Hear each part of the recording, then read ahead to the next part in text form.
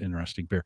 Hey, if you caught this part of the video, you caught the live unedited edition. Home Gadget Geeks. It's Thursday night. It's the 2nd of December. It's 8 p.m. in the Central Time Zone, 9 Eastern. If you caught this any other time than that time, you caught the recording, and that's okay. For the regular listeners, big apology for last week. Erin showed her phone number in the show on her phone. She was comparing phones, and for some reason, she's got the phone number taped on the back of the. I think because she uses so many different phones. So she's comparing. I didn't even see it. I didn't even catch it, and so she's comparing it. So later in the, I think so that was Friday night because she was on Friday night last week. So late Friday night, she's like, "Hey, I think I showed my phone number. Can you blur that out?" So I went into YouTube. It was surprisingly, it was harder than I thought to do that online, and I had to take I had to take the video down, put it private, and I fixed it. And then I thought I reset it to live to public. I never did today when I was going to move all the stuff around for this show. I was still private, so apologize for that, folks. If you were trying to get to YouTube editor doesn't have like a just put a block over something. It's got a blur. It does have a blur, but I fixed the blur. It's a little harder than you think. Is it? Yeah, I can imagine. Well, it took a little longer than you think because YouTube's got to do all that. I mean, processing of it, right? Yeah. So it's kind of just not as easy as clickety click. In the video I produced, I just put a little B-roll over the top of it, and I grabbed a little website and threw a little B-roll over the top, and it was fine, right? But in YouTube, that on the live version, which I wanted to keep out there, so the big mistake I made is I didn't reset it to public. So it's been on private all week. Anyways, Erin was a great guest. Appreciate that. For those of you, let's do beer pour really quick. I got Jay Madison here, by the way. Jay, thanks for saying yes, by the way. Thanks for coming on. Anytime. You guys are always awesome. You're great. So I appreciate you giving us the time to do this. I always enjoy watching your videos. Mike, what do you got from a I'm going to disappoint you this week, Jim. You don't have Coors. I do have Coors Light. Not even in a glass either, just the classic pints. Drinking it right out of the aluminum. Mountains are blue, man. You can't. It's all right. Yeah. Whatever. Jay, what's in your glass tonight? So I'm actually doing, for the winter, I'm doing a little Jack and Ginger. So I spiced it up a bit. Yeah, okay, no beer tonight. Tell me how's the ginger? How do you get the ginger? What is it? Is it something you buy pre-made, or how do you get that in there? Oh, just ginger ale. I'm very simple. Nothing fancy tonight. Like a Canada, Canada Dry, straight up dry ginger ale type. Yeah. You got to try that with Vernors sometime if you can get Vernors in your market. That's a ginger soda. Yeah, or not quite a ginger ale. It's a little creamier, but it's a pretty good. That'd be a pretty good. I have ginger beer, and I was just gonna ask what the difference was, because I've always had ginger beer for like Moscow Mules and stuff like that, but I've never really known the difference. I guess now that I've never thought about it until now. I've been doing mules lately, so I got the the iron cup and all that fun stuff. But ginger beer, I guess it doesn't have the sugar, and it's obviously a lot more gingery. I don't know technically what the difference is, but to my taste, that's what it sounds like or tastes like. Last week, Erin had brewed some ginger. Must be a thing. She had brewed some ginger to add to her. What was she drinking? She had some drink, and so she kind of brewed it herself and then added it to her drink. So I had ginger all the way around. That's interesting. Yeah, it looked quite interesting. We've been cooking a lot with ginger, which has just been fresh, peel it, mince it, whatever. It's just delightful. Verner's is more of a soda though, so it's heavily carbonated. It's creamy. It's like a cream soda. But it's smooth and not quite as bitey as you would get in a ginger beer. Right. So maybe I'll try that. Yeah, Verner's, if you can get it in your market. I think they're a Minnesota or a Michigan, something like that. I'm drinking from Golden Road Brewing this what's called Mango Cart, and I was surprised first that mango would be that good in a beer, and it kind of has that ginger. Golden Road Brewing. Oh, okay. Never heard of them. Let's see what they're out of. Sarah found this. She was out at Hy-Vee and she found it. We were going to do some. They're out of LA. We were going to make some really spicy tacos, and so she thought the mango would go nice with the spice. Right? Yeah, for sure. So This is the last one. I got the last one today. Mike, we did blow through all the Christmas cheer already from Shiner. Yeah, I need to go get some more. I need to go get some more too. Get some more. It's so good. Have you ever had Shiner Christmas cheer? Holiday cheer. Holiday cheer. There it is. Oh, what kind of beer is that? Beer. It's it's a little bit of Santa Claus and reindeer and some snow and maybe it's just delicious. It's apricot, right? Isn't it? Yeah. Didn't we look last time? It's apricot and pecan, but it doesn't taste fruity. Huh. It's almost like but that's like the undertone, I guess. It doesn't taste nutty either. It doesn't. No. But it's a perfect one for Christmas. Tastes like the best Christmas party you've ever gone to. Yeah. You know, they are delicious. So again, they're out of Texas. If you get a chance to pick some of that up, it's only available obviously this time of year. But. And what's it called again? I'm sorry. Holiday cheer. Shiner holiday cheer. Shiner holiday cheer. Okay. So same company makes Shiner Bach and everything like that. Yeah. And for some reason, I mean, it has a cult following. So like it'll show up at my Hy-Vee and be gone within usually 6 to 12 hours, they say. So like people ask like, hey, when are you gonna get it stocked up? And just people I've seen people walking out with carts full of this stuff. It's wild. It's wild. In Philly, they would start a fight over it. Yeah, that would be a bad idea. Super bad idea. Omaha would say, "Oh no, go ahead. Oh no, you take it. We're basically Canadian here. Yeah. Well, in Philly, you have your beer distributor, which is a separate. I don't know how it is by you guys. That's a totally separate thing. They don't sell liquor at all, and you have to go to the liquor store, the Total Wine, to get wine and liquor. So it's separated. So you got to kind of like low alcohol beer in the grocery stores, like 3.9 or. They just got approved for that. I think it was like last year, actually. I think they just had got approved. So now you'll start to see some beer. But growing up, there was never any alcohol, anything in a grocery store. That was like crazy to me to see. We had a really cool guest come on the show, and Jim, I'm totally blanking on his name, who does a podcast and everything about kind of the alcohol industry. And so he was walking us through kind of all the different. Yeah, thank you. Cody, and he covered like all the different laws all over the United States. And we were just baffled because, I grew up in Omaha, lived in Kansas City for a while. In Kansas, it's the, no beer in the grocery stores except for 3.2 beer. So there's literally a different version of Bud Light. You couldn't tell by looking at it, but it's 3.2% instead of 5%.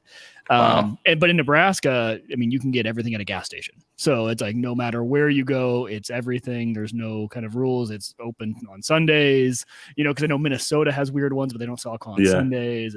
But he was covering all these different rules and how it affects online distributors, because that's really what he's been working a lot with, is kind of the online buying alcohol through websites and how all that works. And especially the rules are different with bourbons and wines and beer. And it's wild.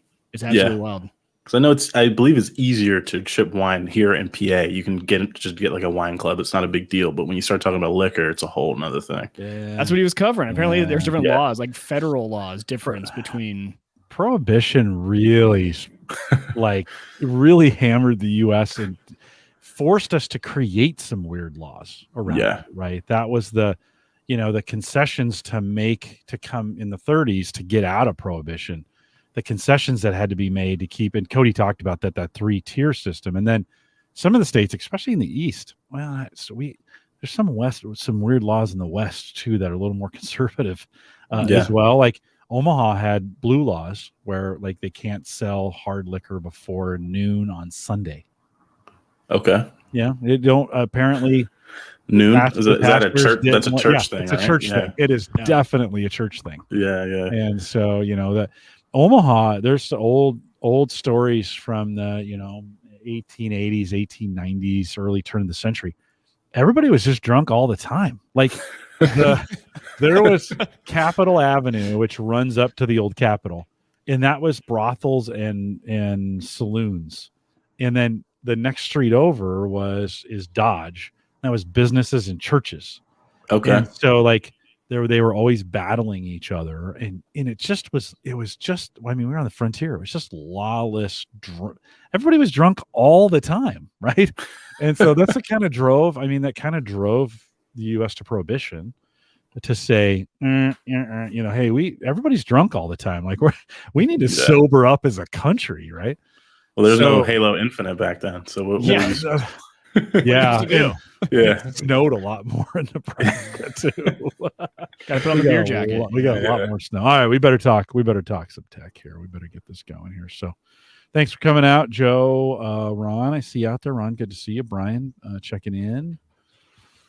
Okay, let me officially kick this thing off. Here we go. Oh, I just lost the notes. There we go. This is the Average Guy Network, and you found Home Gadget Geeks show number 515, recorded on December 2nd, 2021. Here on Home Gadget Geeks, we cover all the favorite tech gadgets that find their way into your home. News, reviews, product updates, and conversation, all for the average tech guy. I'm your host, Jim Collison, broadcasting live from the AverageGuy.tv studios here in Mike. What feels like fall is never going to end. Listen, it's been 65 all week here. I don't want to work. I'm the same way. I walk outside for lunch. I'm like, I'm not coming back. I'm just gonna keep going. It has just been gorgeous. Jay Madison's with us. Of course, Jay's back. He's out in the Philly area. Jay, have you guys been getting decent weather there on the East Coast? Yeah, it's what, 59 today, so that's a pretty good temperature. Around 60ish the last couple of days. Can't complain. Not for early December, right? Yeah. It's ruining my work. It's been chilly in the morning, 30s. Yeah, and then I see 50 on the weather, and I'm like, I got to get outside. Like, I can't, because it's not going to be this way forever. Right? Yeah, soak it in. Right, you just got to take advantage of it. Well, of course, we'll post some show notes this week. The last couple of weeks we haven't done much on the show notes, but this week I'll have a bunch of links for some of the stuff Jay's been doing out at the AverageGuy.tv. A big thanks to Aaron Lawrence, who joined me on Friday. Sammy had to kind of back out of the interview at the last minute, and so I called Aaron, and she said yes on a Friday. Mike, she said yes on a Friday night. Wow. Like, how dedicated is that to give up a Friday night to come in here? Thursdays, Thanksgiving too. That's impressive. I know. She's a rock star, though. Or respect. Yeah, she's pretty great. Aaron, thanks for coming on, and a great guest. A lot of great conversation there. So if you haven't listened to it, I had a little issue with the YouTube video. If you missed it, head back out, get it downloaded. It's a good one to watch. And that is posted right now. Mike and I got the chance to hang out with Bob and Ryan on their show, Think Computers, over at thinkcomputers.org last night, show 298, and had a good time, Mike. I think just talking about trends of 2021. And I always feel bad about talking about Black Friday sales after they happened. Yeah, it was a fun show. I felt so bad. I was super distracted. I was fixing my Unraid server. Long story short, we're not going to talk about it. But guys, if the cache drive is failing on your Unraid, it likely won't tell you, and it will just cause havoc. It will render the server useless. Shares will just disappear.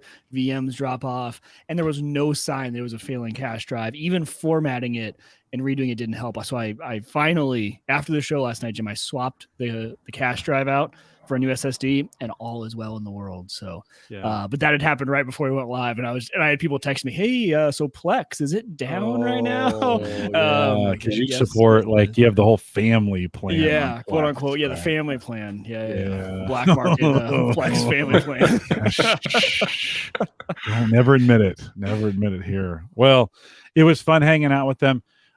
Jay, I'll ask you this question. I want to ask you about Black Friday because it's gone. But as you're looking between now and the end of the year, well, one, do you take advantage of the Black Friday deals? And then two, anything you have your eyes on as far as gear or equipment or whatever, kind of watching prices between now and the end of the year? Yeah, so I used to be a diehard Black Friday guy. Like I was going out at 6 a.m., but now the deals are there on Monday, Tuesday. You can just get whatever you want to get ahead of time. So no, I didn't even go out this year. I got a few things online, just some like 4K Blu-rays, stuff like that. But there weren't a ton of great deals outside of like your typical TV deal that you'll see every now and then. I didn't see a ton there. So unfortunately this year, not so much cooking, but what I'm looking for is motherboards. So new motherboards, X690s, if those start coming out, if I can get anything on sale there. CPUs, obviously the new Intel CPUs dropped, and a lot of the AMD stuff is on sale as well. So I've been looking out for some of that, and hopefully some RAM and hard drives as prices kind of come down and fluctuate around there.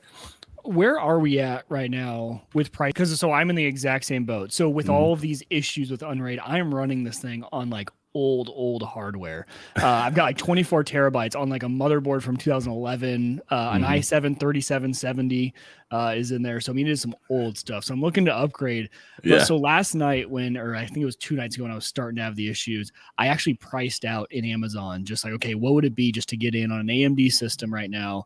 And I was shocked. It feels like, and maybe I'm just not remembering correctly, but I just built this gaming rig that I'm podcasting on now 2.5 years ago, and it's a AMD. It's a Ryzen 5 3600, I think, something like that.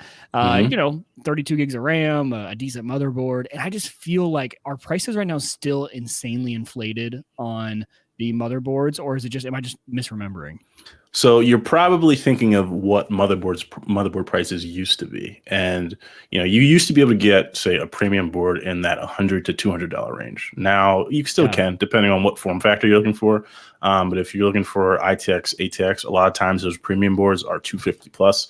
ITX, they're now in the 400s, and that's just like a normal price for a premium board, so it really depends on what chipset you're going with. There's all different levels, obviously, that give you various levels of performance and PCI lanes and all that fun stuff. So pricing is for motherboards hasn't really skyrocketed. It's just, that's what it is now.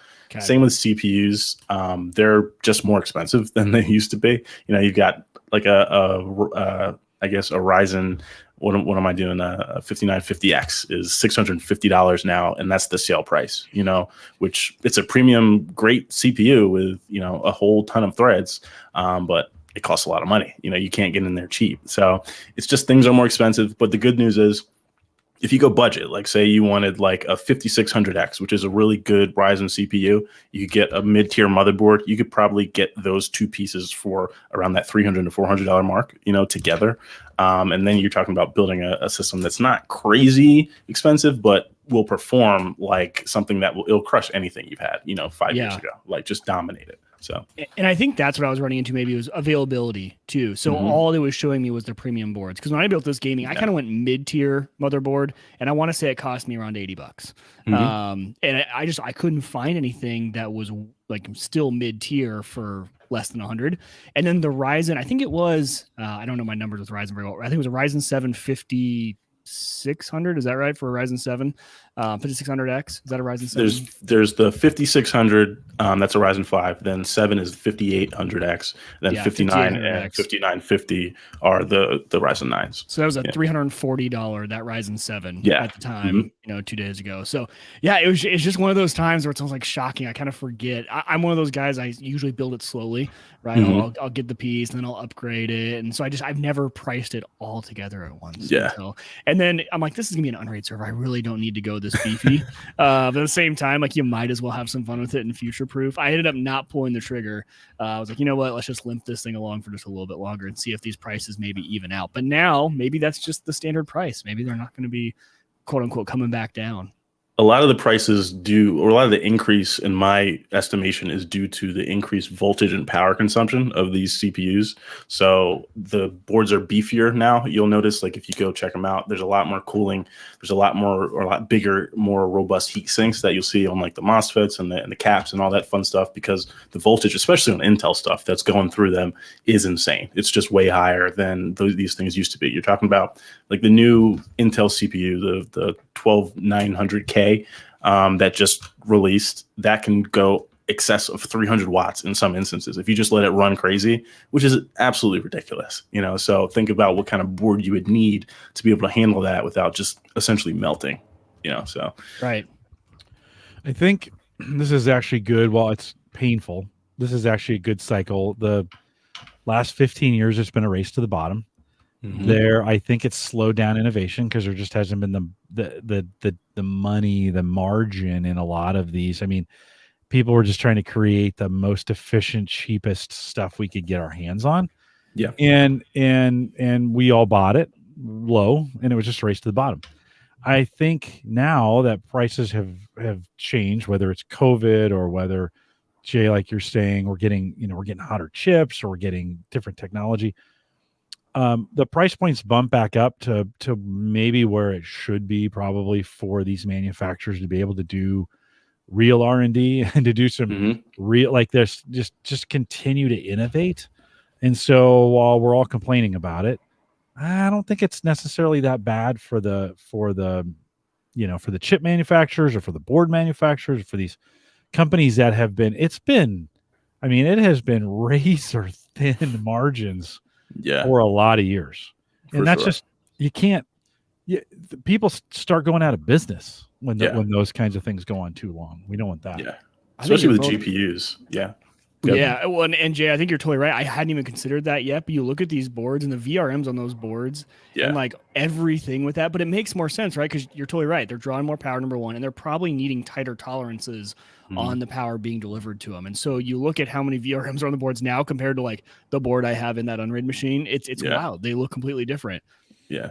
And they're stable. I mean, the stability that you will get from your typical mid-range board now is just way greater than anything that we had, 5 years ago. I mean, I just remember the days of just constant struggles with your motherboard. I remember one build when I first started the channel. I went through 3 different motherboards because, I put a jumper here in the wrong place. The RAM was messed up. There was always something messing up. It seems like now a lot of those little issues have been kind of ironed out.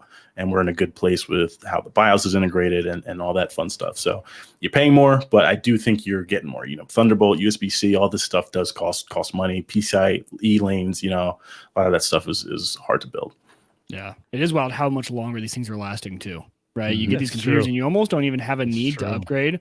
I mean, let's even go back to the board I have in this Unraid box. Like that thing has no right to still be chugging along as a daily Unraid. I mean, that thing's it's at 75% in CPUs, so you use it almost all the time. I got VMs running on there. I've got my Sighthound for my video surveillance running on that. Like it's doing a lot, and that thing just still works. And they've only gotten better. To your point, right? And people like, I don't really need to upgrade. The computer still works pretty well. And you know what? When it starts to show its legs as a daily driver, like gaming computer, make it a server, right? There you go.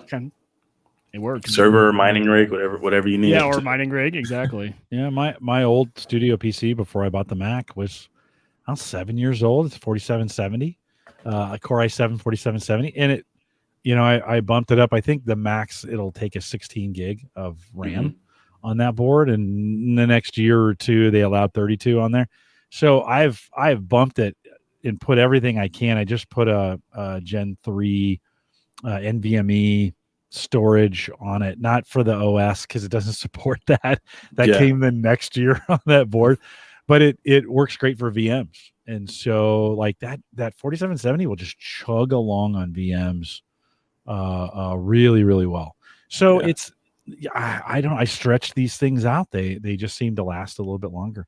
Mike, I'm in a spot, I mentioned this last night with Ryan and Bob, that if I was in the PC market again, I'm not, but if I was, I'm probably considering another Mac, just to be honest. Like the M1 Mini works. I know. By the way, Jim, the face he just gave you was the face you used to give me when I started on the show 5 years ago. So now Jay, like, you just judged me. And the funny, I almost did too. And then like, wait, I was supposed to be the Mac guy on this show. No, I just have had such a great experience with it, and it's for what I do, Jay. Don't judge me for what I do. I may, I may go that I may go that direction. I just kind of like all that integration, easy, just kind of works kind of stuff. Now, Jay, so you know, I got the Mac Mini in the center, but there's still all these Windows computers around it. So I'm still, Well, to be fair, I cannot. So I guess my last period of being able to say Windows was all the time better was the Mac Mini when the first M1 machines came out. They were good, but there were still way better Windows machines. You had Ryzen CPUs and graphics and all that stuff. These new laptops, I mean, they are incredible. They really are incredible machines. Objectively, there's nothing you could say about them other than that. Like they're probably the best laptops that have ever been made to this point. I would say so.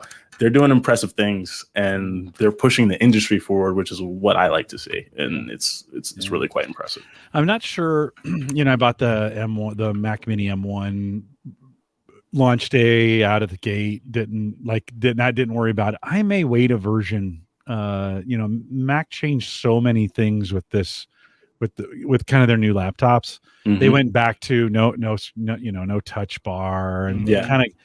I'd still, and if I could, I think I might wait a year or another refresh just to kind of get, because it's only going to get better. Like they're only going to work out more bugs. This M1, this Mini was not totally ready. Right. I mean, there were some things about it. The Mac folks complained all the time about some things, but work great for me. So I don't know, Jay. I may wait, just because the PC cycle, especially the build your own, is just so crazy right now. Like we just got done talking about that, right? And kind of like, I don't know if I want to jump in the fray for that right now. Maybe I guess the question is, will they put the M1 like Max chip with graphics in the Mac Mini? That would be my question, because that'll be like that's a killer if they do that. You know, that's the thing that really kind of limits it as a machine currently, and it's still great. But that if they want to do that, I don't know if they have an appetite for it or not. That would be like a hard to beat. It just really would. I'd buy it tomorrow if they did that. If they brought that to the Mini, I'd give my current Mini to Sammy, my daughter, and I'd have that in my house tomorrow. You'd have to. No. Well, there's, you mentioned boards. You're really, you kind of specialize in just ultra small. Has that gotten super expensive as well? In that space, the ultra small space. So it used to be like comparable. So say if I wanted a premium motherboard, like we were just talking about, and the ATX version was $200, and the ITX version might be $250, $270, which is like not great, but that's what it was. Now it's literally double the price. So I just got I have it right here actually. I got a 12700K. So I'll be doing an Intel build soon. Getting back into Intel for the first time in like 2 years, and the motherboard was $350, and it was just like, wow, it's good, but it's not anything that's like ridiculous. But it's just like that's a painful thing to have to go through for something. You can get the same features from the ATX version. It's just bigger, so it's smaller runs or smaller batches in terms of manufacturing, and it's harder to develop the ITX boards, which leads to them being more expensive. And now that they're jamming everything on, so you got two M.2 slots, you've got PCIe lanes going all over the place, USB-C, Thunderbolt, all this stuff going on.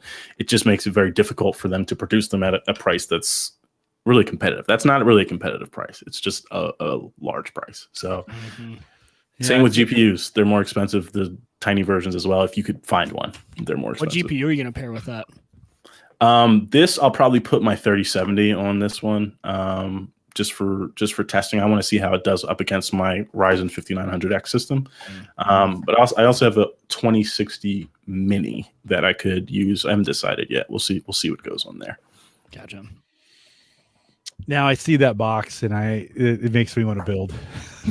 Right? You're like, oh yeah. That's what I was gonna say, Jim. Is I think the reason we've both gone the ways we've gone, we've crossed paths here, is when I found out that you can actually tinker, because I'd been a Mac guy since the beginning. I didn't know you could, build, quote unquote, and upgrade and swap out parts. That gets me going. That's what I love doing. And I wish I still had, if I could put Mac OS, I know you can, but if I had Mac OS on my Windows hardware and be able to swap out all the time, that's what I would do. Because I do miss, I'll go up and get on Hannah's laptop, the Mac laptop. Like, oh, it's nice that my text messages come in and just the ecosystem I'm in. I do miss that. But I still like to tinker, and I think you're going towards the edge of I just want it to work and work really well. And you have the crypto boxes to tinker with when you need to, right? So you can get your tinkering in other places. And my tinkering is limited to Unraid, which I shouldn't tinker with because I end up with problems like I did this week. And then this box, and I do tinker a lot. I'm constantly swapping out parts and just the new GPU and things like that. One of the things I think we discovered, hard drive prices are coming back. There was a little bit of a spike, and Chia kind of drove this cryptocurrency that I've been working on, where 4 terabyte hard drive used, I was getting them for $50. Let's say they went to 75, 80. That then kind of pushed the new prices up, and so for the summer, hard drives and SSDs have been even worse. They're starting to come back. So I started seeing some brand new Seagate $59.99 or $60, let's say. Western Digital had ones for $70. That 4 terabyte space. The 8 terabytes were 200. We're starting to see some deals where they're coming back into the 180s, right? So I think SSDs, I think 1 or 2 terabyte SSDs getting back in that $100 or $200 range where they had been. I just got a Crucial yesterday, 1 terabyte for $89. Yeah, there we go. I thought that was pretty good. There we go. And I like the Crucial brand. They make good SSDs. I think we're kind of back to that, at least from a storage perspective. We're back to kind of some normal prices again. Yeah. Storage was dirt cheap. I mean, a 1 terabyte, Samsung 970 or 980 EVO was like $109. Like that's really reasonable. Good. Yeah. Very, very, very reasonable. In the meantime, this summer, we saw 14, 16, 18, and 20 terabyte drives come out, right? And they're still ridiculously expensive at this point. Yeah. But they're there. And you kind of start going, oh, okay. 8 terabytes have always been 8. Yeah, 8 was kind of the mainstay for, when you think about what most people bought. 10 sold okay, but well, it'll be interesting to see the 14s now seem to be, maybe even 16s seem to be that, or they're going to be in that space. And I think they're $300, $400, $500 now. But I think we'll probably over, through the summer, we'll see that maybe that downward pressure a little bit, and those get back maybe into the $200 range for a 12 or a 14 in that. So you might. I think the hard part for us is we're coming from 4 terabytes, so we look at that price and think, man, that's super expensive. But I was just thinking about this the other day. My Unraid server has 12 drives in it. The max is 4 terabytes. I have mainly 4. I think I have 1 or 2 terabytes in there. I could get like 2 or 3 16s and have the same amount of storage, and I can have a much smaller box than that massive server chassis I have, right? And that saves you how many drives you're buying. And so as I was looking at that price, I'm like, it's high, but if I was thinking about starting fresh, if you were doing a brand new server build, they're actually not bad for. 16 terabytes. That's a beast, right? There's a Seagate 16 terabyte for $275 right now. Oh, okay. So that's the 4 terabytes are what, $80? The Reds are at 90 sometimes. Well, yeah, but you can get 4 as cheap as 60 or 70. Like if you new. Yeah. Right. If you want to do it that way. Yeah. So it's exactly 4 times the price then, right? If you go for the 60s, but the Western Digital Reds, I think, are still at 100. And so you're talking a little bit way less than 4 times the price. Yeah. Well, and these are the cheapest of the cheap. So, you're like, do you trust 16 terabytes of data on a single drive? No, I don't trust any spinning hard disk, to be perfectly honest. That's where I am at this point. So if it's not solid state, I'm not trusting it. Yeah. Well, we're kind of to that point, to be honest. For most people, they're probably between a terabyte and 4 terabytes when we think about what their total storage needs are for the average guy, so to speak.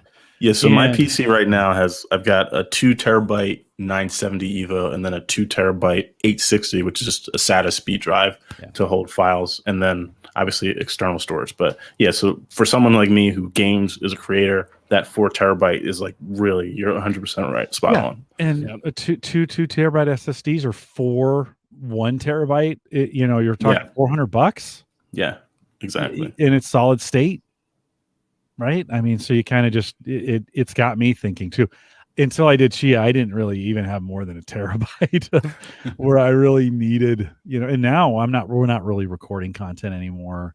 Okay. We're streaming most of it. We do record some over the air stuff, but that goes to that. Now what we do record goes to that, 1 terabyte NVMe, lightning fast. Mm-hmm.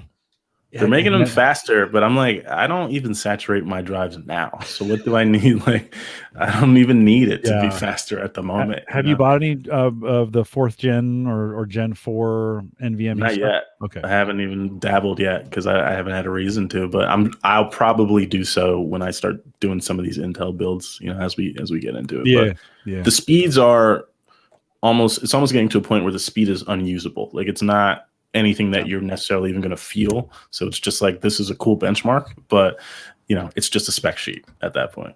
And then I'm wondering, how long are we until, because remember the shift from spinner to SSD, but we didn't even know we needed it. until the SSDs came out, right? Like that's just the way spinners run. So I'm wondering, like, with that higher speed today, it makes no sense. But are we 5 years away, 10 years away from being like, oh, that's necessary for the type of applications you're running, right? The type of games you're doing. That's a good point. Yeah. That's a really good point. Yeah. Future proofing, right? Because I think the games everyone like, classic advice has been, oh, grab a big spinner and just throw your games on it. But I think that's definitely starting to show its age. And I store my games on an NVMe, right? Just because because might as well throw the second slot in there. Why wouldn't you?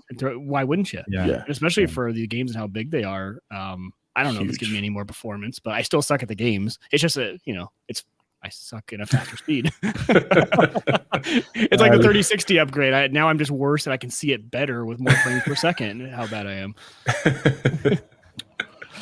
Jay, I did want to talk. You've got your YouTube channel, which I think is youtube.com/tech everything. I think that correct them there. Techeverything.com if they want to check it out.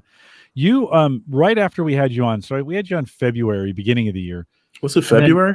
I think it was. It feels like it was not that long ago, but I think I went back and looked at the spreadsheet, and right after that, you had put out a kind of a review of a keyboard, and then just recently you did another one.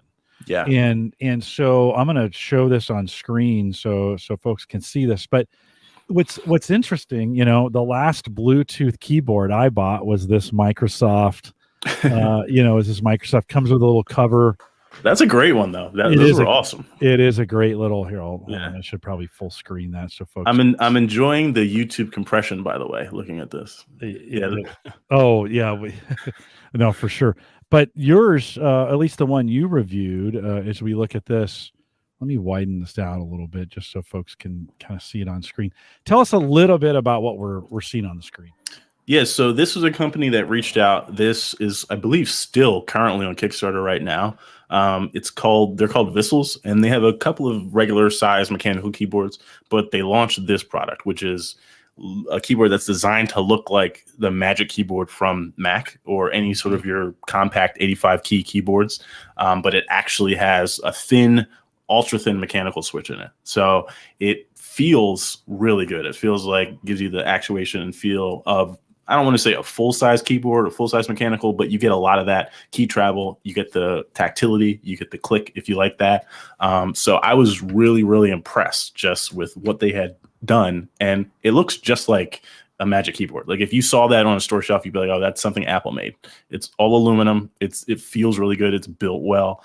And it's got Bluetooth, multi-device pairing, all this stuff you expect from modern keyboards, and RGB backlight on top of it. So you get all the beautiful colors if you like that sort of thing as well. So, I mean, they did a really good job, and they did it for $100. It's not like this is $250. It's a $100 product.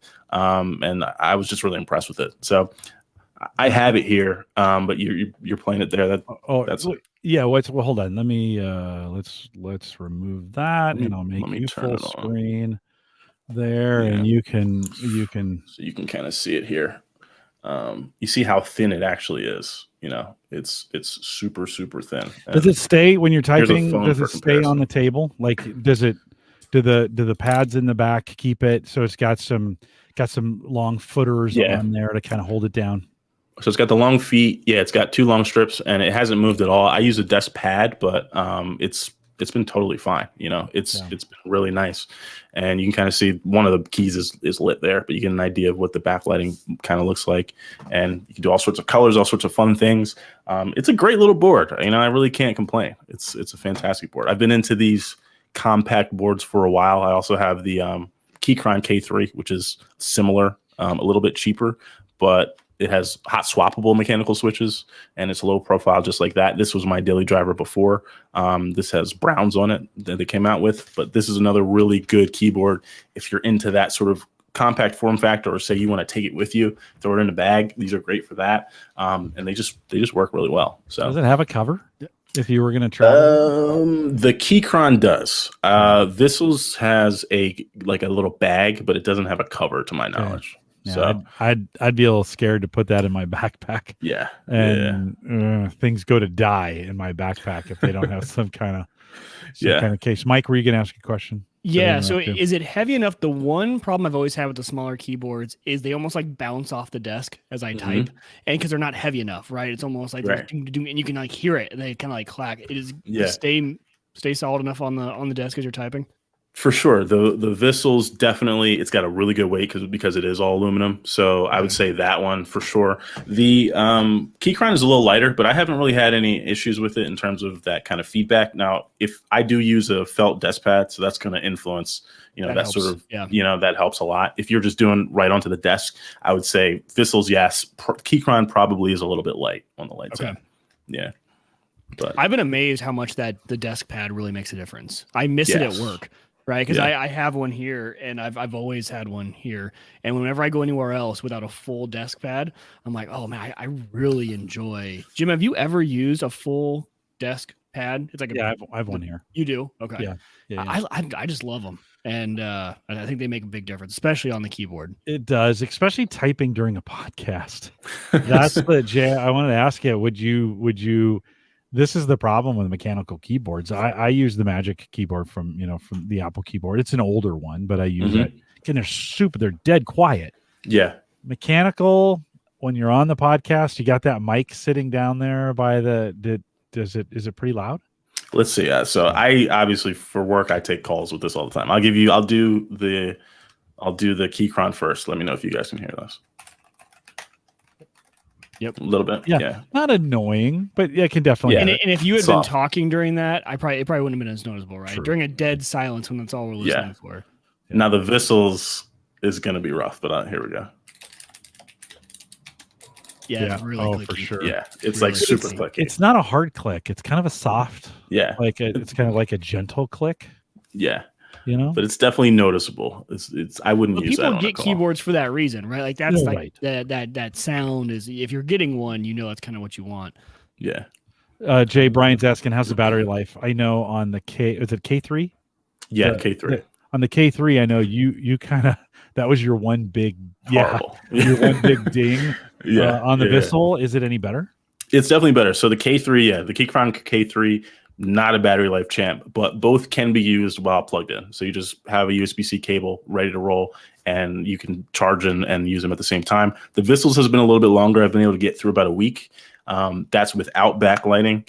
Again, still not the battery life you're going to get from, say, a Logitech MX Keys or something like that. But a week is decent. I say that's acceptable. Charge it every Sunday or so and go about your day. But K3 is about 2 days, maybe 3 days, if that.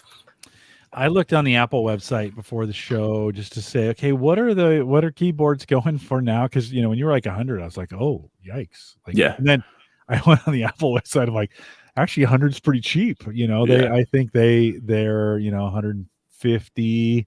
Yeah. For the high end ones, I think they get down into the 100, 99, whatever. In that price for some of them. I'm still running a wired. I won't go wireless, but I'm still running an old school wired. I mean, this is a really old keyboard. It's probably 12 years old, maybe. It kind of came up with some of the original Macs. Those are great though.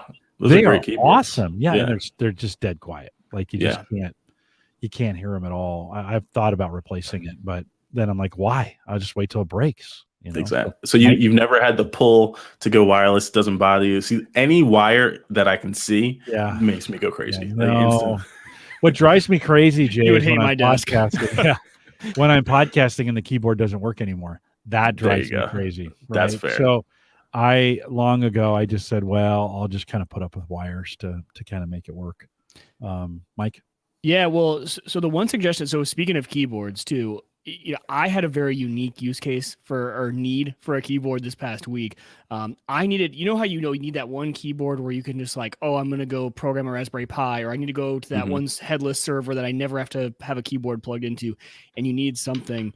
I needed that for my server rack because I was just doing a bunch over there, and I over the years, like I've lost those keyboards, that you have around the extras that aren't fully plugged into a system. I found this one off Amazon, and I have to tell you, it's one of those that I had to share just because I've actually been impressed with it. I didn't expect to be impressed with a $22 keyboard. It is. So it's from Artec, and the reason I like it is because it has the built-in trackpad, which amazing. Whenever you guys are doing this, like if you're doing anything with a headless server, or if you're doing Raspberry Pis or whatever, not having to take a mouse and have your, because usually I'm standing and I have to like run the mouse on my thigh. Like, so now with the keyboard, with the built-in trackpad for $22, the other piece, they do have a Bluetooth version, but I actually wanted the actual USB dongle because it's more universal. A lot of my stuff don't even have Bluetooth adapters in them. So yeah, RTech for $22, this thing actually, and it actually feels decent. It does not feel cheap. Now we'll see how long it lasts, but it runs on AA's, not on a chargeable battery. Just one of those like odd things you find that's cheap and actually pretty decent. So I like it. That's pretty cool. I was looking for something similar for traveling with like a tablet, because I've been trying to, like, when I get on a plane or something, I've been going on vacation a few times in the last couple of months. I've been trying to not bring my laptop and just bring a tablet. But sometimes, if I want to bang out an email or something like that, it's nice to have some little type of keyboard. So something like that might be cool. Yeah. Or is it an iPad that you have as a tablet or something different? So I have an iPad mini, but I also use my Galaxy Tab. This is the older one. This is the S6 because it has the OLED screen. So for like travel, this is like the best tablet ever. If you I would say for sure the iPads are the best tablets just at every level. But with the Samsung tablets, what you do get is if you're an audiophile, you get LDAC and higher streaming to wireless headphones, and you also get those OLED screens a lot of time, depending on the tablet you go with. So for like movies and stuff like that, it's just way better. It's just a much better viewing experience. Because for the iPad Pro, the new iPad keyboards that just came out from Apple that actually have rigidity to them, they don't just flop around everywhere, are absolutely fantastic. Super thin. I think like if you travel with an iPad Pro, it is almost like a requirement because it's just, I think the upgrades where they finally listened to what everyone wanted. I'm debating it. The old school one that didn't work or something. No, I just found my daughter, which she used to use the old Surface. The original Microsoft Surface. And so I bought her this keyboard to use. It's just a Bluetooth keyboard. And it's actually not bad. Like I was thinking, Mike, in your scenario, I was like, this may make I should put this keyboard on the computers that are on the other side of the room. Yeah. To use and pair it with a monitor over there. That this would be a good, I can take it out of it's just in a case. But is that a touchpad or a fingerprint reader? No, it is definitely a touchpad. It's the smallest touchpad in the history of touchpads. It is really small, isn't it? Yeah, I totally forgot that I even had this. It's got the Bluetooth on off switch right here. That's awesome.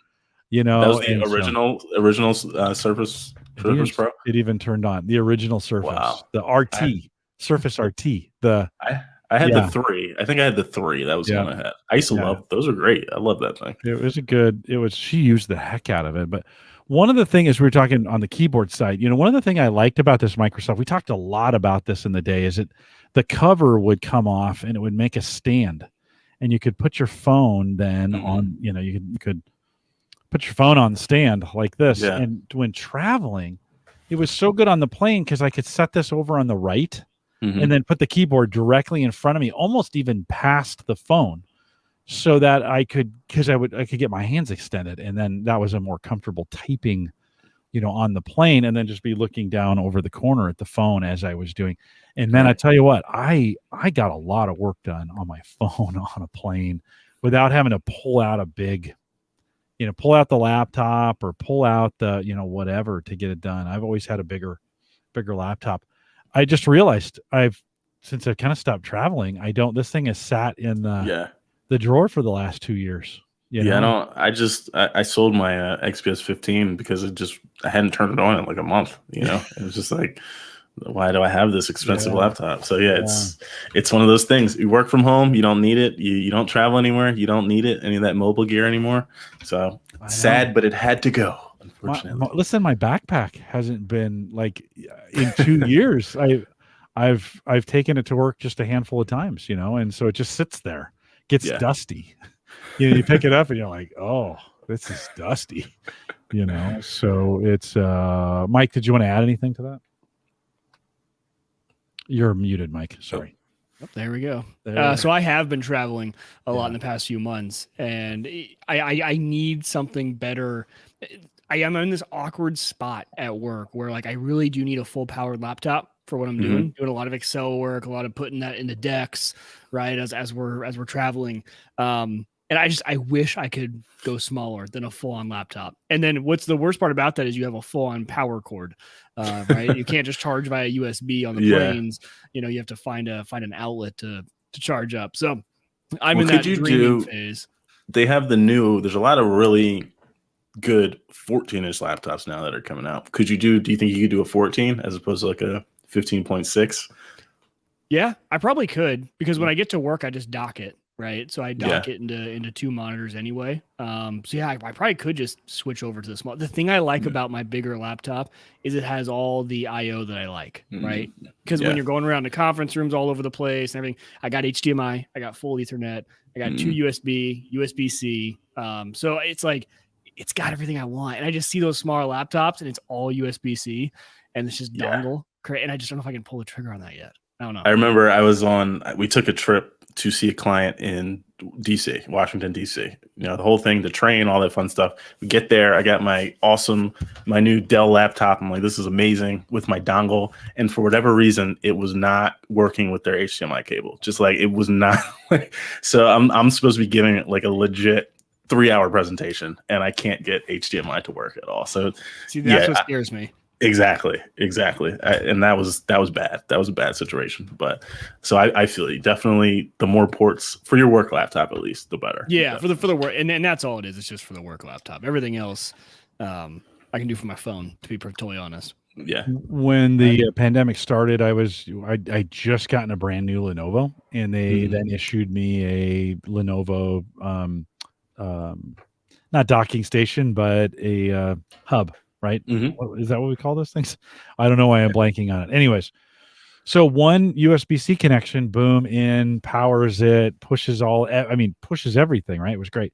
Then we came home and I made it about an hour. And I'm like, I'm going back for the hub.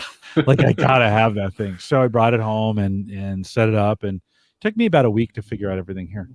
Then when I started doing that weird back and forth, and I'm like, I don't want to carry this thing, and I want it at home, and I bought another one just so I'd have one here and one at work. So, and they're identical, so I can literally just go into work. It's one cable, everything's already wired. I'm not dragging anything back and forth for the most part. Yeah. I've got double chargers. I've got double. Everything is there. That was really important. For me, that just really increased. Jay, you and I were talking in pre-show about how, just being home kind of increases your productivity. Yeah. If I have got to go back and forth, I also need similar setups between the two. Gallup would give me one, and that's fair. But I was like, nah, home needs to mimic what work is, because I'm doing it so much here. Yeah. It's just way more productive that way. Yeah. So we were talking about desk pads. So before we shut down, if you went into our office, you would see a bunch of normal desks, just tan furniture, office furniture, with a laptop and a monitor, a very small 20-inch monitor. Then you would have seen one desk with a 34-inch ultra wide and a desk pad and a USB-C dock. And that was my desk.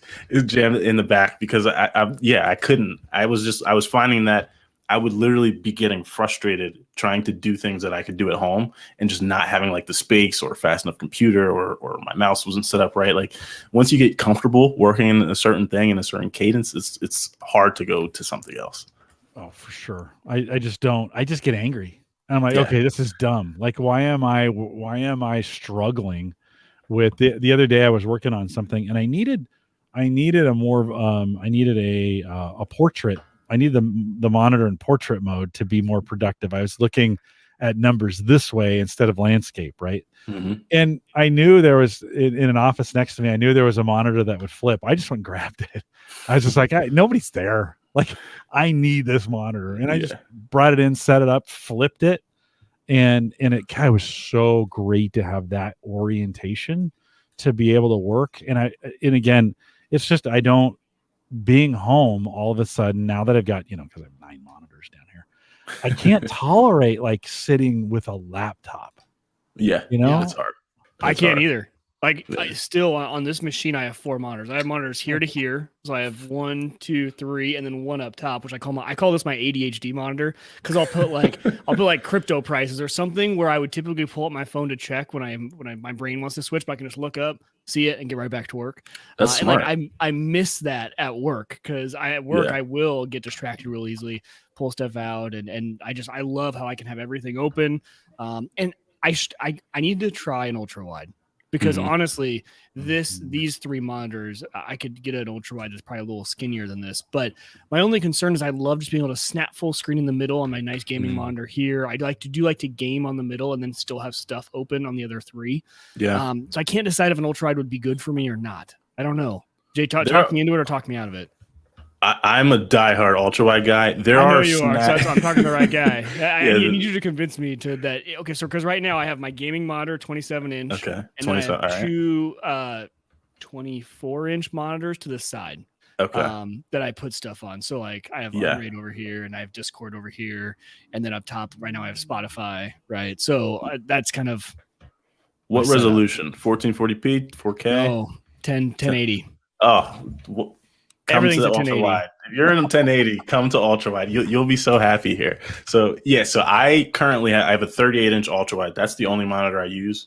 Well, I do. So I have this thing here, which I've kind of been using. This is just like a 15-inch portable monitor, and sometimes I'll prop it underneath mine, just kind of like how you mentioned, just for things that I might be looking up, Twitter stuff like that. But there are programs that you can use that will do the snapping for you, so that it'll section it off. You can make what you want your areas to be for that sort of snap, and like it sounds like you're doing thirds, so you could just have it set up. It'll do that for you, so you don't even have to worry about it. What I've noticed is not having that bezel it's not like the biggest deal in the world, but it is more seamless. It is one screen. It's a lot easier to manage. You don't have to worry about any one screen flickering or going off and all that goofy stuff that you do. That does suck every time I look at my computer. Windows 11 is better at it, but it still throws all the windows around for half a second and then decides, oh yeah, that's where you had them when you fell asleep 2 seconds ago. And you also get, so mine is, 3840 by 1600. So I've got more vertical space as well, so it's really good for productivity and documents. So for someone like you, gaming, well, I will say it's a little big for gaming, so that's the only thing. That's what I like. It's like I can't go back to gaming on the couch anymore because the screen is way too big on the TV. It's a little big. I love gaming on this 27-inch. I think for me that's perfect, and I sit so close, right? So I don't know. And then while you're gaming, can you still have other stuff like on the side if you didn't want to use the full monitor? Yeah, you can do windowed, I guess. You could do windowed. So I do that sometimes. Like if I'm streaming on Twitch or something, which I rarely do, but I've done in the past. Yeah, you can just go windowed and do it that way. You can also, if it's too wide, like you're playing like a first-person shooter or something, just set it to 16.9, and it'll just have black bars. You can do it that way too. Yeah, if you really want to. So 38 inches for the ultra wide would be for someone who's coming from multiple monitors. I think that's like the sweet spot. 34 might be a little small if you're trying to just go to one. Yeah, I would have to go that big, if not bigger. Like it's kind of one of those things. Because what do they go up to? Like what can you get? Like a 40? There's the biggest right now is the 49. Low. Okay. Yeah, there's a 49. Bob has that 49. Yeah. The 49 is when he was referring to yesterday. That's what I he was remember talking what about he last said. night. Yeah. That thing is awesome. I think I do need to switch it. Plus all the cords that it would save from having 4 monitors. Now I've tucked them away and run them behind on this mount because I have one mount that holds all 4 monitors. Right. And but all the cables, when you look below my desk, it gives me hives a little bit. So I just learned to live with the cables. Yeah. And stacked ultra wides is a really good solution. So just get 2, just have the stacked. That's a really good solution. I hadn't thought about stacking double. Well, if you get 4 of them, you could stack them like halfway. I'm just going to make a circle and I'm just going to spin. Right? I'm just going to have a 360 monitor. I'd never leave. I'd crawl underneath them and sit down, and then that's it. They'd never see me again. They'd be like, "Where'd Jim go?" Yeah, he's trapped in his ultra wide circle. But okay, so this is my question though. So because it's a lot of money. Realistically, for you guys, how long do you think before we are sitting at the desk in a VR headset and you're just making virtual monitors in VR? 3 years, that's it. That soon? That's what I was thinking. I thought I was kind of crazy. That I have said 5 years because I was even like I could put up the setup for another 5 years, and then my kids will be getting close to gaming age, which will be a lot of fun. I kind of want to build out a gaming room for all of us, but then I was like, I might as well just wait and then go VR. Yeah, because I think it'll be. So I thought about this a lot. I don't know. I think VR would be it would be like more of a perfect solution, but I think what we'll probably see is augmented reality monitors more quickly than when we see full VR setups. So you'll look at your wall and it'll just look as if everything's there, and you can still see things going around you. Because if you're in an office, say, you're not going to want to put on a VR goggles headset, and you know what I mean. It'll be difficult to interact with people. Like people would be, running up and poking you and stuff. So I think we'd probably see that. And then maybe when you're home, because you can do VR desktop now. You can do that. You? Okay. Yeah, you can do that. I need to look into it more. It's not seamless and like as good as it would be looking at a monitor. But yeah, you can do kind of like a virtualized desktop now. But I do think augmented would be perfect. You could say, hey, I want my monitor to be 80 inches today, or you know what I mean, whatever it is, and just set it to be wherever you are in your space. I think that would be really sick. Yes, I agree. Perfect. That would be perfect. Yeah. So, but I don't think that's far off. I know Facebook, as much as we all hate Facebook, I know they're working on kind of like a similar thing like that, augmented type of situation. So we'll see. And Microsoft had HoloLens, which I don't know what happened to that, but we'll see. It's still there. It's just it's Microsoft. They come out early and then they screw it up, and somebody else becomes the leader. In the thing. Somehow they still make tons of money though. Yeah, I don't know what it is. Yeah, I know their cloud business was like crushing it. Oh, it's I know killing that. It is just killing it. Yeah, it's multi-billion dollars every quarter. Yeah, they're how much money do those guys? Okay, anyways, I actually appreciate that kind of futuristic look. The reason I laughed so hard is when you said, people come by and poke you. That's what I'm afraid of. Like I'm a little claustrophobic. So, and I know you get in there and it tricks your brain and some of those kinds of things, but I would be really self-conscious of like, okay, what's going on around me? I'd be much more comfortable if I could see through it and put those things and still be able to see. I don't know how. When I was in the military, we used to drive with night vision goggles, and I would drive. There's a couple times I would drive all night, and the next morning your brain is like screwed. You're like, was it day? Is it night? Do I not know now? Like you literally come out in this haze kind of thing, and I think VR can have a similar. My number 4 son Tim, he'll VR game all night and then crawl in bed about 5, 6 in the morning. And then, dude's hardcore. He is hard. I'm pretty sure he's running the underworld of VR right now. Like pretty sure he is. So, but I can't imagine. And then he's like, I have sleep problems. And I'm like, well, makes sense. They say you're not even supposed to look at your phone right before you go to bed, let alone be in a virtual world. I just kind of wonder what VR, what kind of problems, long-term problems VR may have on our brains. That's true. And augmented takes less processing power as well. So I think it's more natural. Like I think it's a more natural experience. I just want to live in Ready Player One. Mike, here's the deal. Like that. Have you seen that movie, Jim? Oh yeah. Oh, okay, for sure. That's the world I want to live in. No, not really. I'm the old guy in this. I'm like, no, you definitely don't. No, you don't. You definitely want to build ultra wides in the round. Like VR won't be here that soon. You should get it in the round because if you put them enough together, right? You could 100%. Yeah. You just got to get the ones with the right radius because they all have a different curve. Just get a couple. All the same. My ADHD, I would make myself motion sick because I would just be like spinning around. Like, oh yeah, now I'm gonna look at Twitter. Now I'm gonna look at this. Like, listen, I think like you can just click on a separate window. I'm like, or I could spin around and look at the monitor real quick. For podcasting, it would be cool to have those behind you, right? You could put things on them and that would be have really it cool. behind you. Sick. Yeah. I'm not sure it would really be that great of a productivity lift. I do think it'd be cool. I do think 180 degrees would be actually beneficial. Like that is an easy turn. I can get there pretty fast, and having that much screen real estate, especially Jay, like you're saying, doubled up. Mm-hmm. Man, that could be for a guy like me who I just can't get enough screen real estate. Yeah, I'd say yes to that every day of the week. Like I would set that up. It's ridiculously expensive, and it's kind of overkill. That's the thing. Yeah. It's cost prohibitive. But I mean, I don't know. GPUs cost $1,000, right? Well, if you keep doing that, the hard drive mining, you might be able to just knock it out. That would be what I do before. Brian says the next step after the round would be to put them above. Yeah, you could do a dome. Atmos monitors. Yes. So Mike, you maybe have your maybe have your cameras above you. So, there you go. Give it a quick glance. What's going on outside? Okay. That's good. The arboretum of, I love it. Jay, we went a long way around, but let's wrap up that keyboard bit. Which one between the two, which one do you like better? Ooh.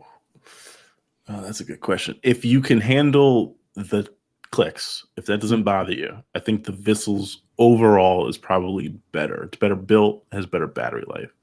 I'll stick to that. I might feel differently next week. Yeah, that's 99, and I think the K3 is 85 or 80, 85. I think it's a little bit less. So, and then if you were going to go, if you were thinking like, well, I don't want to get either one of these, I want to go Logitech, I want to go mainstream, right? Mm-hmm. Is there a Logitech keyboard that would fit in that same category that you'd like? Yeah, the MX keys. So there's an MX keys 85, which is the same size, 85 keys, that same ball, and then there's a full size with a numpad. I love a numpad, but you're an analyst guy. Yeah. So I do data entries a lot during the day, a lot of spreadsheets. So yeah, numpad is big for me, but a lot of people, that's not important. So yeah, the MX keys is really good. So you know what the retail on that is? I think it's $129, but do not quote me on that. They're more expensive. Yeah. Still in that quiet or mechanical? Quiet, yeah. So they're more that traditional membrane style, key that you'd get on like the keyboard you have. Or I don't know. Does the one you have it might have the scissor switches? I'm not sure. I don't know. Yeah, I don't know. I've never taken it apart. I don't know what type of keys these are, but this Razer, these are like they're enough travel. But they're I call them soft. Like it feels soft when you press them, which I like because they're quiet for the podcast. Yeah. And they're not super clacky. This Razer keyboard has been one of my favorites because the travel for me is what I like, right? Okay. I still like the mechanical travel. I just don't like the click. I'm kind of weird. I think most people like that sound and they don't like squishy. These are a little bit squishy. And it took a while to actually read reviews of a lot of people saying it's bad, to be like, no, I like squishy keys. It's kind of what I was looking for. Jay says Jay's setting up his room with ultra wides like the architect in the Matrix. Even that he knows I love the Matrix, so that's why he's even that setup based on Vint Cerf, by the way, the architect was a character based on Vint Cerf. They're all flat screens. They're not curved. It's not, and they're kind of small monitors too. They're not very big. Well, we'll see in the new Matrix if they get a technology upgrade. Yeah, when does that come out? December something 20 something or something like that. Christmas, basically. Christmas-ish. Yeah, that's going to be a big one. You gonna stand in line to be the first in the theater? I think my standing in line days are over. Hey, wait! You admitted standing in line to get GPUs. Yeah, there's financial gain there, so that's a different thing. Can't resell the movie. Right? No, I can't resell the movie. I think the last movie I waited for was probably Dark Knight or something like that years ago, and I think I was like, "Why am I doing this? Let's never do that again." Those days. I think it's easier. I don't know. I think it may be easier now to get into first day. Just not that many people. It seems like theaters aren't quite the crush that they were. Pre-pandemic. It was nuts on an opening weekend for a movie. You're like, let's not even go. Yeah. But now I think you've got some good, they're trying to get people back. They're saying Spider-Man is like selling out for whatever reason. Okay. People are super, super hype about it. They're trying to scalp the tickets and everything. So that might, yeah. There's tickets on eBay right now for 10 grand. God, for the American gray market is just out of control. Like, we like money. Stop paying these prices, people. Stop paying these prices. Just see it the next day. It'll be the same. Jay, let's as we kind of think about wrapping here, but I want to ask you. Your CES is we're kind of on the eve of CES, right? Yeah. Coming up here pretty quick. Anything you're keeping in the spirit of that? Anything as we think about the spring, winter, spring coming? Anything you're keeping your eyes open for that's new that you're kind of excited about? Yeah, so I'm interested to see a lot of these new mini LED displays and monitors, TVs start to trickle out. So we've had OLED. OLED is, from a technology standpoint, I think is one of my favorite things that's come out probably in the last 10 years. Mini LED looks to kind of give a lot of the benefits of OLED without the drawbacks in terms of power consumption and burn-in and all that stuff. So I'm excited for that. We see that in like the new MacBook Pros and stuff like that. So that'll be cool. Also looking forward to OLED monitors. So we're talking about ultra wides. If I could get a 38-inch OLED ultra wide, I'd probably pay any price for that. Like, honestly, I'd pay any price for that. Don't say that. Don't say that publicly. They'll charge you anything for it. I welcome it. Whatever the price is, just let me have it. Just let me buy it. Are we close to that? I don't follow that, but are we close? Yeah. So LG's releasing 43-inch, 42.5-inch television, which is going to, television, which is going to be probably the closest thing to OLED monitor we're going to have. And then Samsung is releasing an AMOLED, which is their version, essentially the same thing. Right. Same tech they use in tablets and phones. They're releasing an AMOLED monitor that's going to be coming out in ultra wide. From what the rumors were, it's 34 inches, which, isn't 38, but we'll take what we can get, So 34 is good. 34 is good. Yeah. And then there's the electric cars, which are starting to ramp up big time. So I'm excited. Yeah, I'm excited. We've been talking a lot about those here. Mike's got his eyes on that new F-150. That'll probably be coming in 2024. Hopefully, if that. At this point, well, I think I got my reservation in early, so no one has gotten to put their order in yet. So I'm hoping to get a call here soon in the next week or two from the dealership to put the order in. But they're only going to produce about 15,000 next year, so I don't think my reservation was in the first 15,000. We'll see. So, are you a truck guy now? Do you already have a truck, or are you? I'm a truck guy by proxy. Everyone in my family members has one. No, I'm still driving the same Jeep I've had since high school. It's just it's a tank. It's worked, and so I've never upgraded. But no, I mean we're truck people. So no, this will be my first personally owned truck. That's pretty cool. That's really cool. So did you look at did you consider like the Rivian at all, or were you like too risky? I did consider the Rivian. There was something about, I considered a lot of things on this. And when I looked at it, just the reliability of a company who's been around like Ford, right? Now you can make the jokes about Fords and stuff like that. But just the experience that they have and putting it in there. If I'm going to go with a first gen product, I want to go with someone who has built, a ton of cars in the past, right? Now the Rivian has a bunch of cool features, and I think it would be a great truck as well. I also like the look of the F-150. I like how they just kept it classic. We spend a lot do down at the family farm hunting and everything, and I had showing up in the Rivian, you would be the slitty slicker guy who came down, and it's just I already got rid of that stigma when I met my wife and I came to her small town, and I'm not trying to go back to it. So it's a perfect compromise of I get the all electric, but it still has the classic look of a Ford. It's kind of, for me, it was I feel like that truck was made for me. I'm a truck, but I'm also a techie, so like the tech angle of it, my first kind of electric car. It was just kind of that perfect storm of the F-150 is the perfect truck for me. I was looking at home generators, and then they said, hey, by the way, you can power your house for 3 days off the truck. I'm like, this literally just checks all the boxes. You're like, and for deer season this year, I had to borrow my father-in-law's truck, and I'm like, that'll be so nice when I don't have to borrow a truck again for hunting season. I just had this conversation last night. It's funny that you mentioned that. I have a friend who has a pre-order in for the Model X, and he was debating canceling and going, waiting for the Ford electric. And oh, really? Yeah. So we were kind of talking back and forth about the pros and cons. I mean, Tesla is what it is, but a lot of the stuff that they're doing at this point in terms of quality control and just like shipping cars with incomplete cars now. Did you guys hear about that? Where they're doing it with the USB ports? So yeah, recently they've been shipping cars without their USB ports and the wireless charging pad, and they just weren't saying anything. They just didn't say anything to the people. So they're in such demand, they know people are going to take them, so they're taking them. And then if you don't notice it, I guess you just go to plug your phone in one day and there's no USB, cable or port there. So they said it's because of the chip shortage, but the fact that they even shipped the cars like that and didn't say anything is ridiculous. Ford would never do that. A legacy brand would never do that. So stuff like that. And the fit and finish, there's a lot of issues there. And service, that's been a huge issue for people. If something goes wrong on the Tesla, that's a nightmare. Imagine you get the F-150, you can go to any Ford service center. I got a Ford dealer 2 minutes away from my house, right? We all do.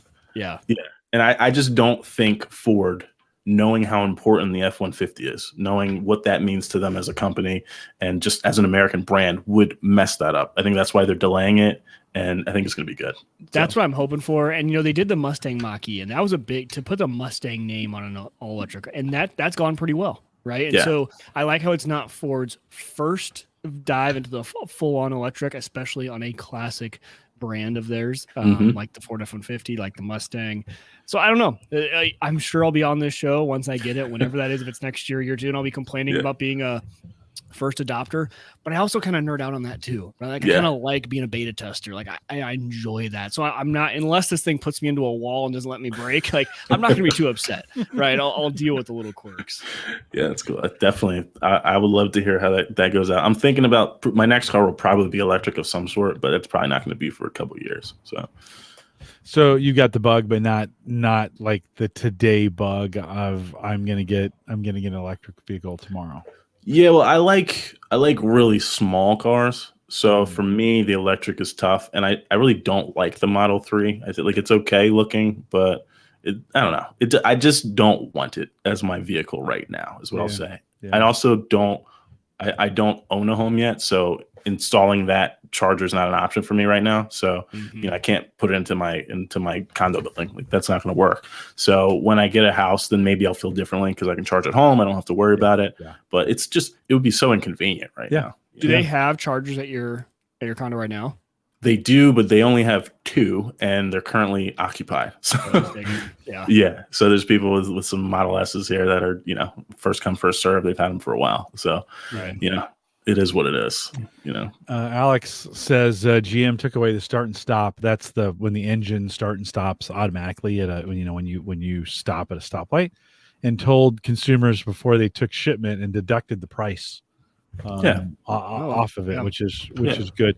I would pay more for them to take that off. I hate that. I do. It drives me nuts. It's on by default on the Subaru, and I haven't figured out how to turn it off. Like there's a big button, like once I'm driving, I can turn it off easily. Turn it off, right? But to get it to default to off, I haven't found that setting. Listen, getting into the settings of the entertainment system and the car settings in the Subaru is a lot like your BIOS. Like you're like, okay, where is key this combination? If I don't hit it exactly when the car boots up, I'm not in it. And then if you're driving and you're trying to change things, there's things that are off by default because you're driving, and it's like, hey, pay attention, jackass. And you're like, but I'm the passenger. I'm the passenger. I need something. I need something. Speaking of needing things, box just came in from Amazon. It's something that's going right back. But I always end up turning off that feature. It was great in the Honda. I had a Honda Civic hybrid that would use engine compression. So when you stopped, it would keep the compression in the engine, and then when you let off the gas, it would turn over. It wouldn't use a starter. It would just turn that engine over using that stored compression. The Subaru didn't do it that way. It actually engages the starter, and I'm like, holy crap, that starter is going to be like, I'm thinking at 100,000, I'm probably replacing the starter, right? So you'd think, but they say they test them for it, but I can't imagine it doesn't put additional wear. Like, how could it not? I can't. And I don't know much about this enough to be educated and speak on it, but it's like, is it really saving that much emissions? Like, if that is that the goal? I don't know. It's a gimmick. Yeah, I think it's a gimmick. Yeah, over time, I don't think it does. I think maybe if you think of like over the lifetime of the car, right? But I save like one cow fart. Like it's not that much. Like that's true. Yeah. Well, Jay, that my kids have the same problem is that they're all in apartments. And they're like, yeah, I don't want to do that until I don't want to buy an electric car until I shouldn't open this right now. They just don't, in a lot of the apartments they're in don't have chargers yet. So they're kind of like, right. Just gonna kind of wait. Listen, exactly. I bought a 21 Legacy and I am not looking back. I love that car. Those are great cars. It is I sit in it and I'm like, they made this car for me. Like that's kind of how I feel about it. And I had to haul some, I built this retaining wall. I've been doing a whole bunch of outside projects and I built this retaining wall. Sound like my dad. Yeah. Well, I am a dad, right? He's retired. Real quick. He bought, I go in the garage. He bought a whole circular saw, like all this stuff. Just like, I'm like, what are you doing? And he literally just building random stuff. He built a post office post box. He built like a bench for their deck. Like he's just. Is he retired? Yeah, he's retired. So he's just finding things to do.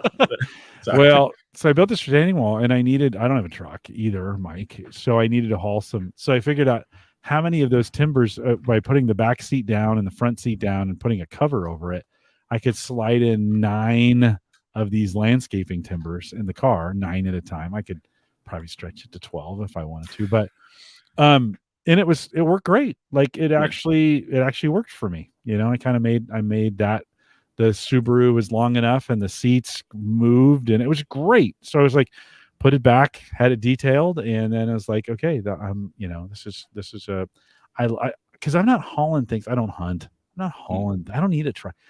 Mike, when you said show up on the farm, imagine if you showed up on the farm with the Cybertruck. Oh. Yeah. I can't decide how that would go because the Cybertruck's almost so crazy that people are like, maybe it would be kind of cool, but you're right. No, that'd be bad. Alex says they require a bigger starter and a bigger battery for the all start and stops to get it done. It's still interesting. The first time I heard that happen, they were giving me I bought the new car and then they have like a concierge who comes out and spends an hour with you telling you all these things about the car. And we started and it stopped. I'm like, oh, that's cool. Like my Honda does that. And they're like, yeah, that's just the same thing. And then lets her foot off the brake and I hear, I hear the starter. And I'm like, not the same thing. That is not the same thing that you're starting the car. You turn it off and you're turning it back on. That's, I think, like you discovered with that keyboard, you're like, I love this keyboard, but it gets a day or two. Like that's not going to work for me. No. And I was at that moment, I'm like, yeah, don't turn my car off. It can idle. It's just fine. Yeah, just let it idle. Yeah, just let it. I get in the car, back up, start driving, put my seatbelt on, and turn off that feature. That's every time the routine every time. Yeah, just turn it off. I do the same thing. You have to because it's just annoying, to be honest. It really is. Well, Jay, thanks for coming on tonight. Always great to have Always you. Great. And congrats on the new mic that you said somebody sent you a new mic and a new arm. That's kind of you're looking sporty there. I like it. Corsair, they did me good. So I've got a bunch of Corsair stuff. I'll have a video coming out about like a gaming setup. They sent me a bunch of stuff. Is that a Corsair mic? I thought it was the Elgato Wave or whatever. Yeah. Corsair owns Elgato, so they bought them. Yeah, I think that wasn't too long ago. Yeah. Okay. So it's kind of is that their what marketing. That mic is that the Wave? Yeah, it's the Wave 3. It sounds great. The arm. Oh, does it good? Yeah. I never know because you never hear yourself. So. Well, and honestly, going back to the keyboard conversation real quick, that's probably why we heard it because that microphone's more of a dynamic condenser, right? Is it or is it dynamic? I believe it's a condenser. Yeah, because it sounds very like I call it like proximity, like real life, right? Like having a real life conversation. Whereas Gemini's microphones, right? These dynamic ones are more like kind of like radio style. It doesn't sound like we're having a natural conversation in a room. I love the way that those Elgatos sound. Every streamer I see with those, I'm like, yeah, I like that audio. And they're not super expensive. I think probably eventually I'll go like a full XLR, setup, but for just like what I'm doing, which is not, you guys are potting every, often and just doing video calls and stuff. This is totally fine. Because I think the software on that essentially replaces because I have a Go XLR, right? Mm-hmm. But I do love physical faders. I do. Right. This Go XLR has been my favorite piece of tech I've ever purchased. Those are awesome. Yeah, but that does it all in software, which is kind of cool that you can do it all. So the Elgato software is amazing, and also Rode. They for their USB mics, they came out with a similar podcast software that's really powerful as well. So now a lot of people with USB mics, which we never really had those kind of options before. Now at least you have some digital options where you can kind of do something. I'm not a digital fan. Never been. I've had too many PCs crash in the middle of something, and then you lose your. And it's just like, no, I think I'm going to go hardware. I'm old school that way. So I mean, for a professional setup, for sure, I think that's the safest way to go. It's just easier for me, just to be honest. I already have enough things going on my screen. I don't need to lose the mixer. Like, where did I put the mixer? It's on one of these 9 screens somewhere. The funny part, real quick, I did just learn this the other day. So I didn't know on the Go XLR, the profile is saved to the hardware. So the software, even though I can control it on the computer, so what happened was I turned my computer off, powered it off, and I noticed I could still go up and down on my mixer. So it was getting enough power because the power supply is still on the PC and providing power to the USB. And I plugged in something to the output on the back of the Go XLR and I could hear it. So all of the settings and everything, it's almost like you make the settings and it pushes it over to the hardware on the Go XLR, but the computer doesn't even need to be on for that to be working. As long as your mic port's still on, and it's going to pull from whatever last setting you gave it, as far as like outputs and mixes and everything like that. But the volume controls and everything still worked. I thought that was wild. Wow. Yeah, so can you give it power from could you use like a USB power brick or something like that? Like, is that possible? Oh, now you've got me curious. That's a great question. I don't know. I haven't tried. I bet you could. I bet I could. Yeah. Once you've got it set. Well, man, that would really be a game changer, because then this is like a portable. That's your portable mixer that I miss having from the other one that I sold. Yeah, that'd be sick. Now I need to check it out. Mike Bryant's got some so when you go down to the farm with the Cybertruck, he says they're bulletproof. May be beneficial for any stray accidental bullets. True. I mean, you could be like, go ahead, shoot me. In the video though, didn't he hit it and it actually broke? Like, probably. I think that was like during the announcement video. I think he went to hit it and it actually smashed. I was like, like in the 1994 Comdex when Bill Gates plugs in the USB to the scanner, and he's like, and then it blue screens in front of everybody. It's like, remember the good old days. The good old days. Good old days.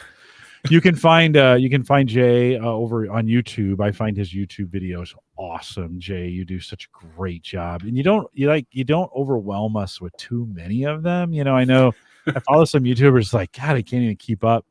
You do a really nice job on them. YouTube.com/techeverything, and then techeverything.com.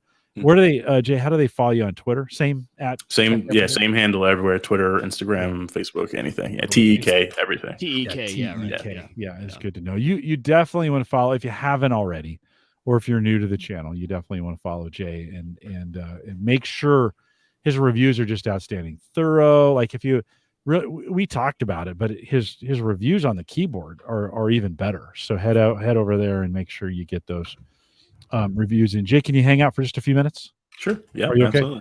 We are live every Thursday, 8 p.m. Central, 9 Eastern, out here at theaverageguy.tv/live. I'll be putting the links to all those things in the show notes in case it's not hard to remember, but in case you do, it'll be in the show notes as well. If you want to leave us a message, if you got a comment for Mike and I, you can head out to homegadgetgeeks.com, leave a message there, and we'll play it live and answer it on the show.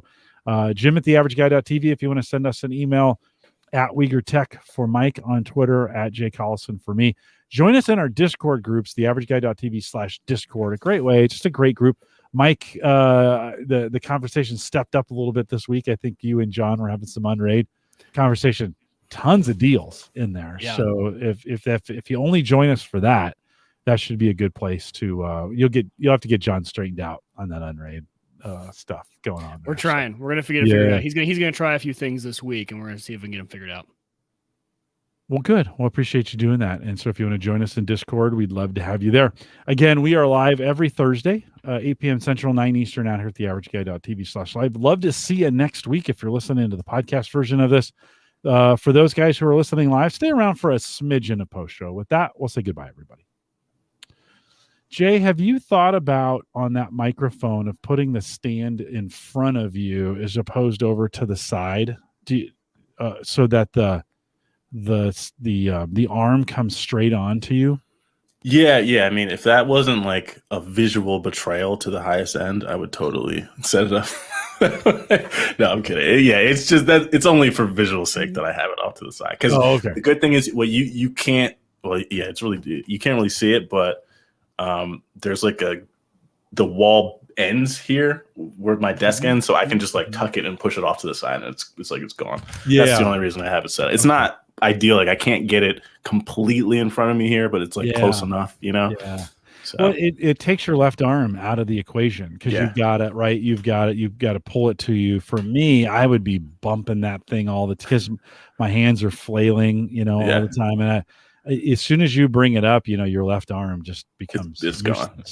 I mean, for work calls, I'll just put it here, and I still sound 100% better than everyone on the call. So it's like I don't have to have it, super close for that. But I'm a nerd that way, though. I'm like, get up on that thing. I kind of want it right there. Like I want it right in front of you, like brought up, like right in front, because it sounds even better. So if I go closer, even better. Okay. Yeah, well, that may be a little too close, but right in there, right there, the butter zone, right here. That's the sweet zone. I still think that this sounds better overall. Like if you get really close to this, that's a road. That's a road. Yeah. It's the road. If you get really up on that thing, it sounds really good. It sounds amazing, but it's just you have to really be like right on it. You know what I mean? And this is what I use for videos and stuff because it does give me good audio, but that's a lot. Again, this is fixed. I can lean back and move that's what I like, being able to adjust it with where I'm sitting. So well, it's just so funny how I want to hear audio different from a podcast compared to a YouTube video, right? Mm-hmm. Like podcast, I want this sort of right up on the microphone, those deep vocals. And then so I end up using this on my own YouTube videos when I'm doing tutorials, and I go back and watch it, and I'm like, I don't like it. It's almost like too personal for me watching a video on YouTube. I don't know why. It's for me in my head, it's different. In the car, I love this sound. I'm just listening. When I'm seeing it, it's so weird. That's why I love the sound of those Elgato waves especially for YouTube videos and Twitch streamers. Because it sounds more like a natural conversation, not that radio voice. And for some reason in my brain, when I'm watching something, I don't know if I necessarily like the radio. I don't know. Well, that's funny you mentioned that because that's one of the main reasons I got the Rode, because it has the USB input and it also obviously works. You can just 3.5 millimeter jack it into my A7S III. So the audio is consistent if I do a voiceover first when I'm shooting a clip, and it makes that transition seamless. So when you jump from when I would use my old Rode mic, my USB-C mic, it gives you that kind of broadcasty voice, and it takes the viewer kind of out of that. This is a YouTube video, someone's talking to me in the room kind of feel, Exactly. That's a better way to describe it. I like when I'm watching YouTube to feel like I'm in the room with them. Yeah. Not like they're, broadcasting to me. Yeah. It's like your buddy talking to you, Yeah. At least that's what it's supposed to feel like. Jack, I really like your, I think I told you this last time. I really like your review style. Like you're thorough, but it's not mechanical. You're, the way you use B-roll and the way you pan and the color palette that you use, your videos run a little darker, and I like that you use a lot of backlighting in it, and it just is, it's almost soothing. It's like I want to get a bourbon and a cigar and just watch your reviews. It's kind of, that's the greatest compliment anyone's ever given my channel. That's such a good. I just like every time we have you on, and I go, and I try to, I subscribe to the channel, so I try and catch them as you're doing it. But I like your style of reviews. I am a terrible reviewer. Like I've just given up because I'm just terrible at it. And if I were to do it again, I would study your methodology and try and do it as close to the way you do it. You just do a really good job. So good work. Well, I would say, thank you. I really do appreciate that. Yeah. I'm not someone who, this is not like a natural thing. I would say the love of tech and that sort of stuff is natural. You know, I'm comfortable on camera. That part of it was natural, but getting my ideas into a video in a way that makes sense, that has always been sort of a struggle. And over the years, you know, I've gotten a little bit better at it, but still fine tuning that stuff, you know, learning how to do B-roll, like you mentioned. All this stuff is new to me. So it's been a fun process, just kind of like learning and trying to get better every year incrementally. And hopefully we'll take another jump this year. That's the goal. Yeah, well, it'll be interesting to see some of your gaming stuff that comes out. Your camera work is phenomenal. That you know, when you get, like, when you're putting a PC together and you're showing it from the top down, and your attention to detail of, because I know you probably had to do a couple takes on it, and so you know, it's always clean, it's always orderly. Like, it just is. It for me, like, I love order. I love people who can do that kind of stuff methodically, and just watching you do it. It's kind of like a work of art, you know, like, oh, because I would break stuff and I cut my hands open and there's blood over everything. Like, you know, I just suck at that stuff. Right. And so I appreciate your precision. You do, especially, you know, you're working in these small form factors, and that's hard. You know, I struggle with, you know, an ATX box. You know, you're like, there's, you know, the tolerances are so short, and you get all that stuff. You get it. Yeah, all like you said, sometimes it's 100 takes. You know, sometimes it's a lot of takes. Especially with making the wire look like it went in the first time. You know, there's a lot of like doing a lot of that. Well, you don't look disheveled. You don't look disheveled by the end of the thing. Like, oh. 7 hours later, you know, you're like, finally the review is done. What's your from a review standpoint, what's kind of roughly your beginning to end times of, like, how long does it take you to I would say I test things, because I don't have the confines of this being like my main source of income. I test things for way longer than probably most people would even think was necessary. So, like, for example, I had this chair for like 6 months, and I'll just now be getting to making a video about it, because I can give you like a real impression of it. From that perspective, sometimes it's a bit long, but from the actual creation process of the video, I try to shoot most videos in a day or two. If it's a build, it might take more time, because builds just, you know, it might be an hour of just shooting the actual build part, then B-roll, then turning it on and testing, you know, all that fun stuff. So it's usually, I can get a video out within a weekend. That's usually the time frame. So if I start on Thursday, Friday, I can get it done by Sunday, you know. And my process is not as efficient as it should be. You know, I'm starting to get now into learning how to do storyboarding and scripting and stuff like that. So to this point, I just turn on the camera and I just talk, which leads to so much wasted film and nonsense, you know, or digital film. But it's an inefficient process. So I'm hoping to kind of chop that down to maybe 2 days. You can't tell. Like, I would have thought, just by watching, I watched both keyboard reviews before the show, and, you know, that was 8 months ago, the first one, the K3, and then the one you just did. I wouldn't have thought that you're struggling with it all. They're very concise. They're very well done. They're very tight. I would have thought you script it. Script it. That's that. What I found, the reason I didn't, or I haven't scripted to this point, is when I started the channel, what I found was I would write something, and when I would read it, I would sound like an idiot. It would be like, is this an actual robot reading this? You know what I mean? So I kind of got away with it, but now I've found a balance of outlining things in a way that I'm hitting all the points, because there's often times when just talking, I will forget to say something, and then it's just, you know, I can't really go back and put it into a talking head section. So you're just kind of stuck. I might put in an article or something like that. I'm really trying to avoid that. And there's also times where sometimes I might start rambling, and there's really no reason, where I could have just said X, Y, and Z, you know, and knocked it out. So just finding that balance, you know, It's really good stuff. I really appreciate the effort that you make to make those. 'Cause I watched some reviews, and I'm just like, oh my God, what are you doing? You know, and it's painful. to watch some. There's way more of now. Sometimes they get to the point and it's fine, and I figure something out, but you get in there and you're like, you shouldn't have done that.